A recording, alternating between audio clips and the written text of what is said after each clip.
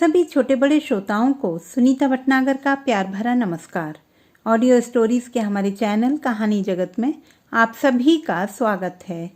हिंदी कहानियों की श्रृंखला में आइए आज सुनते हैं मुंशी प्रेमचंद जी द्वारा रचित कहानी तैंतर। आखिर वही हुआ जिसकी आशंका थी, जिसकी चिंता में घर के सभी लोग विशेषतः प्रसूता पड़ी हुई थी। 3 पुत्रों के पश्चात कन्या का जन्म हुआ। माता सौर में सूख गई, पिता बाहर आंगन में सूख गए और पिता की वृद्धा माता सौर द्वार पर सूख गई। अनर्थ, महा अनर्थ। भगवान ही कुशल करें तो हो। यह पुत्री नहीं राक्षसी है। इस अभागिनी को इसी घर में आना था। आना ही था तो कुछ दिन पहले क्यों ना आई। भगवान 7वें शत्रु के घर भी तैंतर को जन्म ना दे। पिता का नाम था पंडित दामोदर दत्त। शिक्षित आदमी थे, शिक्षा विभाग में ही नौकर भी थे, मगर इस संस्कार को कैसे मिटा देते जो परंपरा से हृदय में जमा हुआ था कि तीसरे बेटे की पीठ पर होने वाली कन्या अभागिनी होती है, या पिता को लेती है या माता को या फिर अपने को। उनकी वृद्धा माता लगी नवजात कन्या को पानी पी पी कर कोसने। कलमुही है कलमुही, न जाने क्या करने आई है यहाँ। किसी बांझ के घर जाती तो उसके दिन फिर जाते। दामोदर दत्त दिल में तो घबराए हुए थे, पर माता को समझाने लगे। अम्मा, तैंतर वैंतर कुछ नहीं। भगवान की जो इच्छा होती है वही होता है। ईश्वर चाहेंगे तो सब कुशल ही होगा। गाने वालियों को बुला लो, नहीं तो लोग कहेंगे 3 बेटे हुए तो कैसी फूली फिरती थी, एक बेटी हो गई तो घर में कोहराम मच गया। माता, अरे बेटा, तुम क्या जानो इन बातों को। मेरे सिर तो बीत चुकी है। प्राण नाहों में समाया हुआ है। तैंतर ही के जन्म से तुम्हारे दादा का देहांत हुआ। तभी से तैंतर का नाम सुनते ही मेरा कलेजा कांप उठता है। दामोदर, इस कष्ट के निवारण का भी तो कोई उपाय होगा। माता, उपाय बताने को तो बहुत है। पंडित जी से पूछो तो कोई ना कोई उपाय बता देंगे, पर इससे कुछ होता नहीं। मैंने कौन से अनुष्ठान नहीं किए, पर पंडित जी की तो मुट्ठियां गर्म हुई। यहाँ जो सिर पर पड़ना था वह पड़ ही गया। अब टके के पंडित रह गए हैं। जजमान मरे या जिए उनकी बलस है, उनकी दक्षिणा मिलनी चाहिए।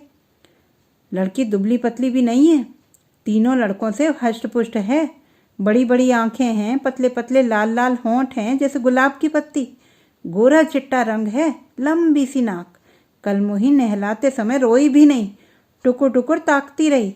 यह सब लक्षण कुछ अच्छे ही थोड़ी हैं।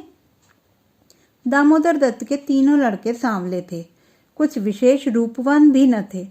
लड़की के रूप के बखान सुनकर उनका चित्त कुछ प्रसन्न हुआ।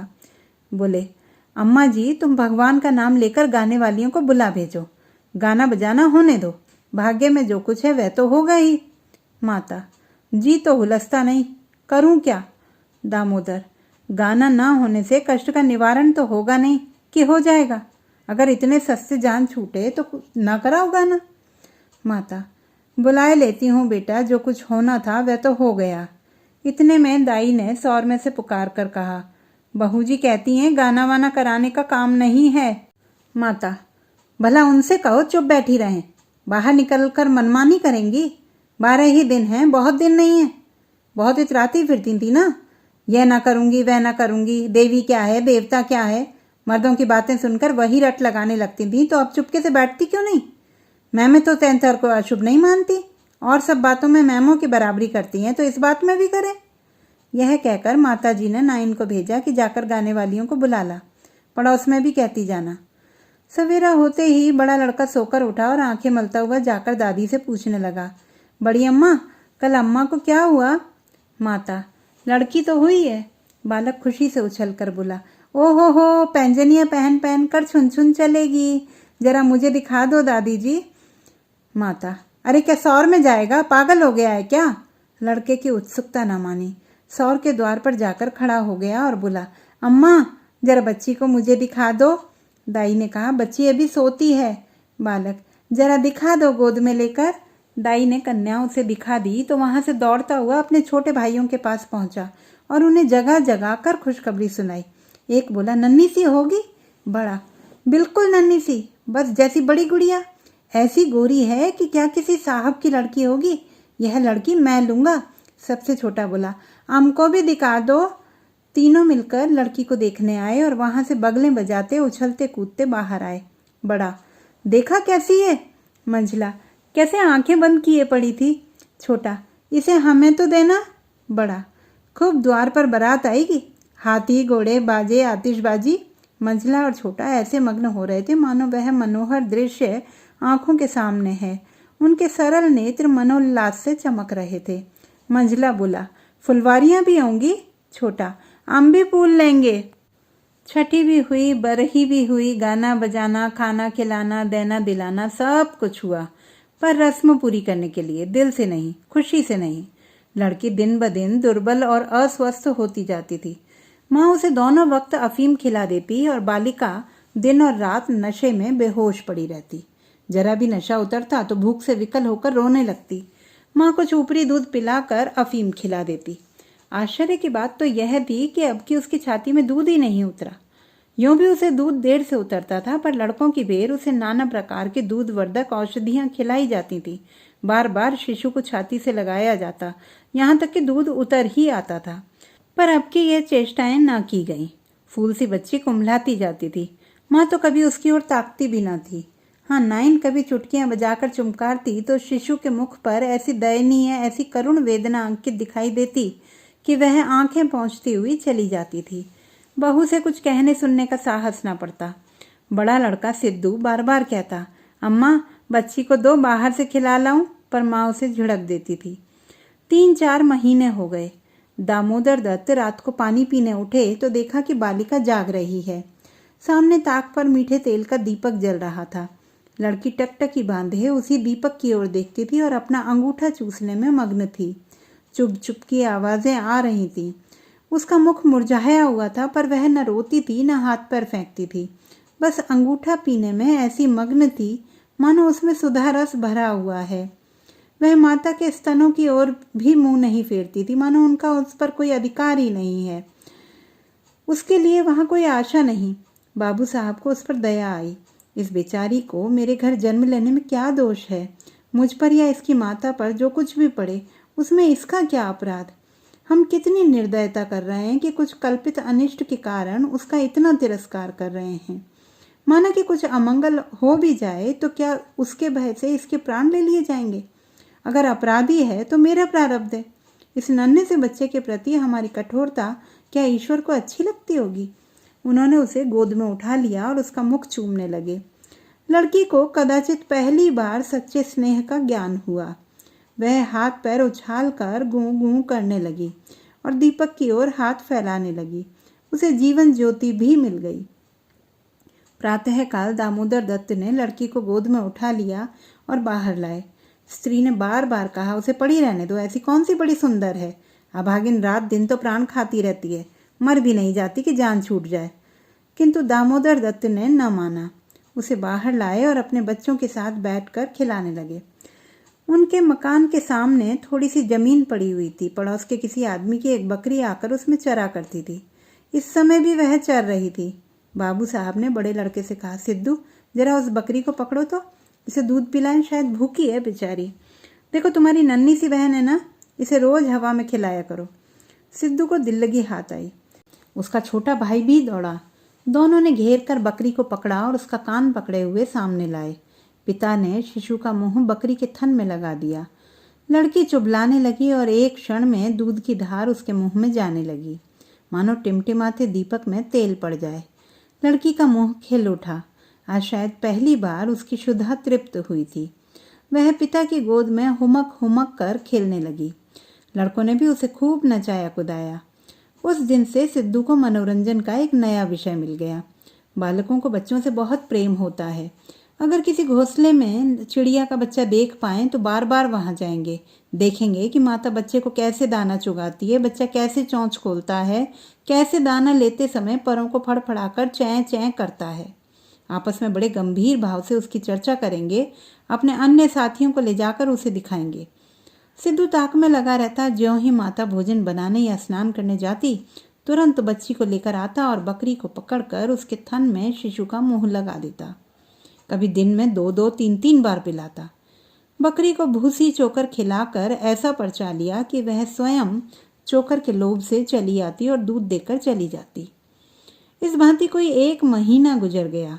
लड़की हष्ट पुष्ट हो गई, मुख पुरुष के समान विकसित हो गया, आंखें जग उठी, शिशुकाल की सरल आभा मन को हरने लगी। माता उसे देख देख कर चकित होती थी। किसी से कुछ कह तो न सकती, पर दिल में उसे आशंका होती कि अब वह मरने को नहीं, हम ही लोगों के सिर जाएगी। कदाचित ईश्वर इसकी रक्षा कर रहे हैं, तभी तो दिन ब दिन निखरती आती है, नहीं तो अब तक ईश्वर के घर पहुंच गई होती। मगर दादी माता से कहीं ज्यादा चिंतित थी। उसे भ्रम होने लगा कि वह बच्ची को खूब दूध पिला रही है, सांप को पाल रही है, शिशु की ओर आंख उठाकर भी न देखती। यहाँ तक कि एक दिन कह बैठी, लड़की का बड़ा छोह करती हो। हाँ भाई, माँ हो, तुम न छोह करोगी तो कौन करेगा। अम्मा जी, ईश्वर जानते हैं जो मैं इसे दूध पिलाती हूँ। अरे तो मैं मना थोड़े ही करती हूँ, मुझे क्या गरज पड़ी है कि मुफ्त में अपने ऊपर पाप लूँ, कुछ मेरे सिर तो जाएगी नहीं। अब आपको विश्वास ही ना आए तो कोई क्या करे, मुझे पागल समझती हो, वह हवा पी पी कर ऐसी हो रही है। भगवान जाने अम्मा, मुझे तो आप अचरज होता है। बहू ने अपनी निर्दोषिता जताई, किंतु वृद्धा सास को विश्वास न आया। उसने समझा यह मेरी शंका को निर्मूल समझती है, मानो मुझे इस बच्ची से कोई बैर है। उसके मन में यह भाव अंकुरित होने लगा कि इसे कुछ हो जाए तब यह समझे कि मैं झूठ नहीं कहती। वह जिन प्राणियों को अपने प्राणों से भी प्रिय समझती थी, उन्हीं लोगों की अमंगल कामना करने लगी, केवल इसलिए कि मेरी शंकाएं सत्य हो जाएं। वह यह तो नहीं चाहती थी कि कोई मर जाए, पर इतना अवश्य चाहती थी कि किसी बहाने से मैं चेता दूं कि देखा, तुमने मेरा कहा न माना, यह उसी का फल है। उधर सास की ओर से ज्यों ज्यों यह द्वेष भाव प्रकट होता था, बहू का कन्या के प्रति स्नेह बढ़ता था। ईश्वर से मनाती रहती थी कि किसी भांति 1 साल कुशल से कट जाता तो इनसे पूछती। कुछ लड़की का भोला भाला चेहरा, कुछ अपने पति का प्रेम वात्सल्य देखकर भी उसे प्रोत्साहन मिलता था। विचित्र दशा हो रही थी, न दिल खोलकर प्यार ही कर सकती थी, न संपूर्ण रीति से निर्दय होते ही बनता था, न हंसते बनता था, न रोते। इसी भांति 2 महीने और गुजर गए और कोई अनिष्ट न हुआ। तब तो वृद्धा सास के पेट में चूहे दौड़ने लगे। बहू को 2-4 दिन ज्वर भी नहीं आ जाता कि मेरी शंका की मर्यादा रह जाए। पुत्र भी किसी दिन पैरगाड़ी पर से गिर नहीं पड़ता, न बहू के मैके से ही किसी के स्वर्गवास की सुनावनी आती है। एक दिन दामोदर दत्त ने खुले तौर पर कह भी दिया कि अम्मा, यह सब ढकोसला है, 73 लड़कियां क्या दुनिया में होती नहीं? 73 लड़कियां क्या दुनिया में होती नहीं? तो सबके सब माँ बाप मर ही जाते हैं। अंत में उसने अपनी शंकाओं को यथार्थ सिद्ध करने की एक तरकीब सोच निकाली। एक दिन दामोदर दत्त स्कूल से आए तो देखा कि अम्मा जी खाट पर अचेत पड़ी हुई हैं। स्त्री अंगीठी में आग रखे उनकी छाती सेक रही है और कोठरी के द्वार और खिड़कियां बंद हैं। घबराकर कहा, अम्मा जी, क्या दशा है? स्त्री, दोपहर से ही कॉलेजे में एक शूल उठ रहा है, बेचारी बहुत तड़प रही हैं। दामोदर, मैं जाकर डॉक्टर साहब को बुला लाऊं ना? देर करने से शायद रोग बढ़ जाए। अम्मा जी, कैसी तबीयत है? माता ने आंखें खोली और कराहते हुए बोली, बेटा तुम आ गए, अब ना बचूंगी। हाय भगवान, अब ना बचूंगी। जैसे कोई कलेजे में बरछी छुपा रहा हो, ऐसी पीड़ा कभी ना हुई थी। इतनी उम्र बीत गई, ऐसी पीड़ा नहीं हुई। स्त्री, यह कलमुई छोकरी न जाने किस मनहूस घड़ी में पैदा हुई। सास, बेटा सब भगवान करते हैं, ये बेचारी क्या जाने। देखो मैं मर जाऊं तो उसे कष्ट मत देना। अच्छा हुआ मेरे सिर आई, किसी के सिर तो जाती ही, मेरे ही सिर से ही। हाय भगवान, अब ना बचूंगी। दामोदर, जाकर डॉक्टर बुला लूं? अभी लौटा आता हूँ। माता जी को केवल अपनी बात की मर्यादा निभानी थी, रुपए ना खर्च करने थे। बोली, नहीं बेटा, डॉक्टर के पास जाकर क्या करोगे? अरे वह कोई ईश्वर है, डॉक्टर अमृत पिला देगा, 10-20 वह भी ले जाएगा, डॉक्टर वैद्य से कुछ ना होगा। बेटा तुम कपड़े उतारो, मेरे पास आकर बैठकर भागवत पढ़ो, अब ना बचूंगी। हाय राम। दामोदर, 73 बुरी चीज है, मैं समझता था कि ढकोसला ही ढकोसला है। स्त्री, इसी से मैं उसे कभी मुंह ना लगाती थी। माता, बेटा बच्चों को आराम से रखना, भगवान तुम लोगों को सुखी रखे। अच्छा हुआ मेरे ही सिर गई, तुम लोगों के सामने मेरा परलोक हो जाएगा। कहीं किसी दूसरे के सिर जाती तो क्या होता राम। भगवान ने मेरी विनती सुन ली। हाय हाय। दामोदर दत्त को निश्चय हो गया कि अब अम्मा न बचेंगी। बड़ा दुख हुआ। उनके मन की बात होती तो वह माँ के बदले तैंतर को न स्वीकार करते। जिस जननी ने जन्म दिया, नाना प्रकार के कष्ट झेलकर उनका पालन पोषण किया, अकाल वैधव्य को प्राप्त होकर भी उनकी शिक्षा का प्रबंध किया, उसके सामने एक दुधमुही बच्ची का क्या मूल्य था, जिसके हाथ का एक गिलास पानी भी वह न जानते थे। शोकातुर हो कपड़े उतारे और माँ के सिरहाने बैठकर भागवत की कथा सुनाने लगे। रात को बहू भोजन बनाने चली तो सास से बोली, अम्मा जी, तुम्हारे लिए थोड़ा सा साबूदाना छोड़ दूं? माता ने व्यंग्य करके कहा, बेटी, अन्न बिना ना मारो, भला साबूदाना मुझसे खाया जाएगा? जाओ थोड़ी पूरियां छान लो, पड़े पड़े जो कुछ इच्छा होगी खा लूंगी, कचौरियां भी बना लेना। मरती हूं तो भोजन को तरस तरस कर क्यों मरूं? थोड़ी मलाई भी मंगवा लेना चौक से, फिर थोड़े खाने आऊंगी। थोड़े से केले मंगवा लेना, कलेजे के दर्द में केले खाने से आराम होता है। भोजन के समय पीड़ा शांत हो गई, लेकिन आध घंटे के बाद फिर जोर से होने लगी। आधी रात के समय कहीं जाकर उनकी आंख लगी। 1 सप्ताह तक उनकी यही दशा रही। दिन भर पड़ी कराहा करती, बस भोजन के समय जरा वेदना कम हो जाती। दामोदर दत्त सिरहाने बैठे पंखा झलते और मातृ वियोग के आगत शोक से रोते। घर की महरी ने मोहल्ले भर में यह खबर फैला दी। पड़ोसने देखने आई तो सारा इल्जाम बालिका के सिर गया। एक ने कहा, यह तो कहो बड़ी कुशल हुई कि बुढ़िया के सिर गई, नहीं तो तैंतर माँ बाप 2 में से एक को लेकर तभी शांत होती है। देव ना करे किसी के घर तैंतर का जन्म हो। दूसरी बोली, मेरे तो तैंतर का नाम सुनते ही रोए खड़े हो जाते हैं। भगवान बांझ रखे पर तैंतर ना दे। 1 सप्ताह के बाद वृद्धा का कष्ट निवारण हुआ। मरने में कोई कसर न थी। वह तो कहो पुरखाओं का पुण्य प्रताप था।